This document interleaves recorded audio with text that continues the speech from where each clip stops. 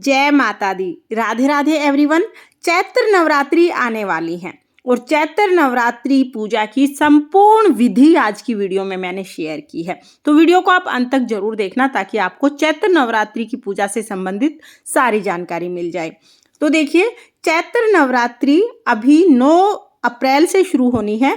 तो 9 अप्रैल के दिन हमें माता रानी की स्थापना कैसे करनी है, चौकी कैसे लगानी है, पूजा कैसे करनी है, इसकी संपूर्ण विधि मैंने शेयर की है।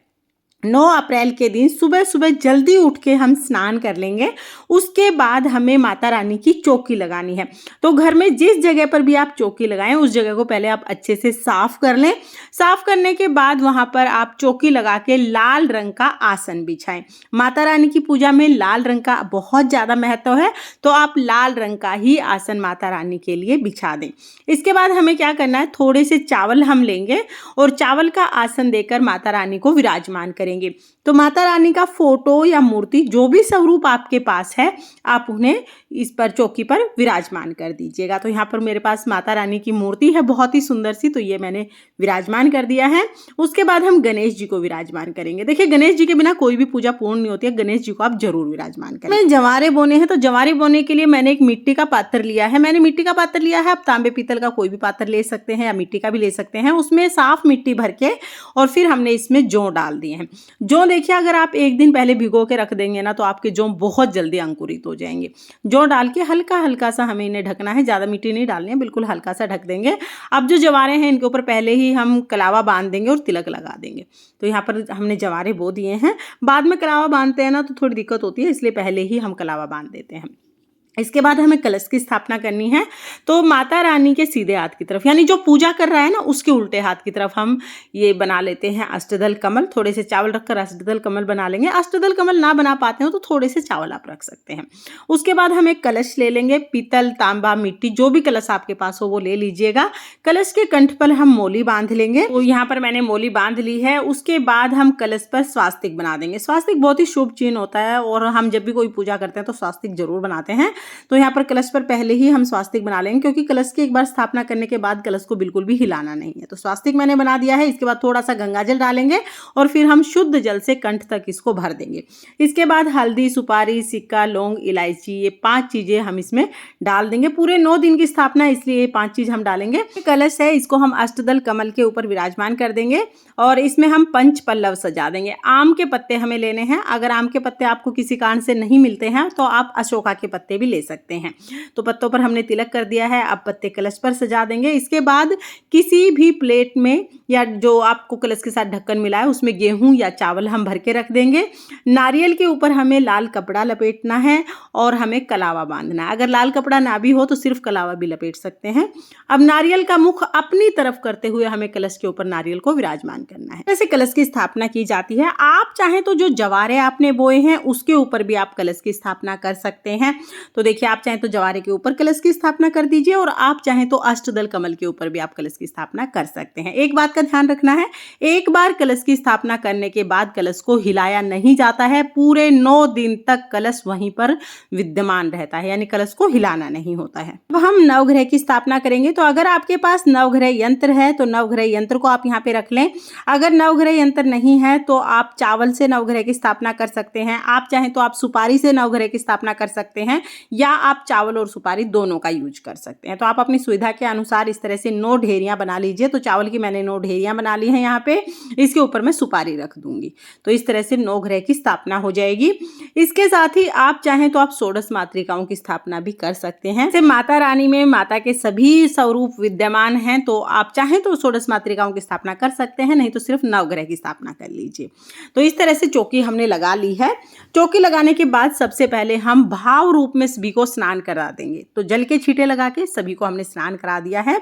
चौकी हमें पहले नवरात्रे के दिन ही लगानी है। अब ये चौकी पूरे 9 दिन तक यहीं पर रहेगी। तो पूरे 9 दिन तक सुबह शाम हमें चौकी पर पूजा करनी है। और जैसा कि मैंने आपको बताया, पहले नवरात्रे के दिन ही हमें चौकी लगानी है। तो यहाँ पर चौकी हमने लगा ली है। अब हम पूजा शुरू करेंगे। देखिए, आप चाहें तो आप अखंड दीपक जला सकते हैं। कुछ लोग पूरे 9 दिन का अखंड दीपक जलाते हैं। तो अगर आप अखंड दीपक जला रहे हैं तो बड़ा दिया आप इस तरह का लीजिएगा और इसमें 1.25 हाथ की बाती डालकर आप अखंड दीपक जला दीजिएगा। मैं यहाँ पर सिंपल दीपक जला रही हूँ। तो यहाँ पर सबसे पहले हम देसी घी का दिया जला देंगे।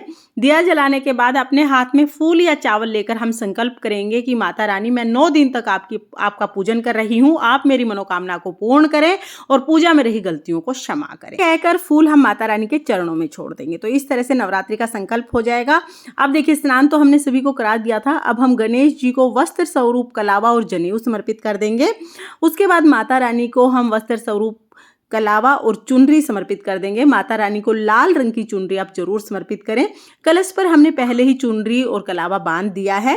जो नवग्रह हैं, इसके ऊपर हम छोटे छोटे से कलावे के टुकड़े वस्त्र के रूप में समर्पित करेंगे। नवग्रह की जो सुपारी है, इन्हें हिलाना बिल्कुल भी नहीं है, इस बात का हमें ध्यान रखना है। तो नवग्रह को हम वस्त्र समर्पित कर देंगे।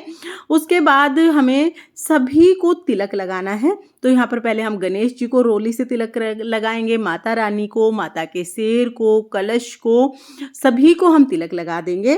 और जो नवग्रह की स्थापना हमने की है, नवग्रह को हम सूखी रोली समर्पित करेंगे, क्योंकि जो सुपारी है वो हिलनी नहीं चाहिए। तो यहाँ पर सूखी रोली हमने समर्पित कर दी है। उसके बाद सभी को हम फूल समर्पित करेंगे। तो जो भी फूल आपको मिल जाए वो फूल आप पूजा में समर्पित करें।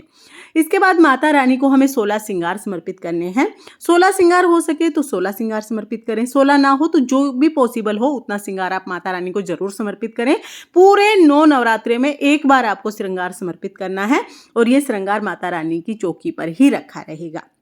तो यहाँ पर पूरे 16 श्रृंगार मैंने माता रानी को समर्पित कर दिए हैं। पहले नवरात्रि के दिन श्रृंगार नहीं ला पाए हैं तो आप 9 दिन में कभी भी श्रृंगार समर्पित कर सकते हैं। उसके बाद हम भोग समर्पित करेंगे। तो भोग में हमने पान का पत्ता ले लिया है।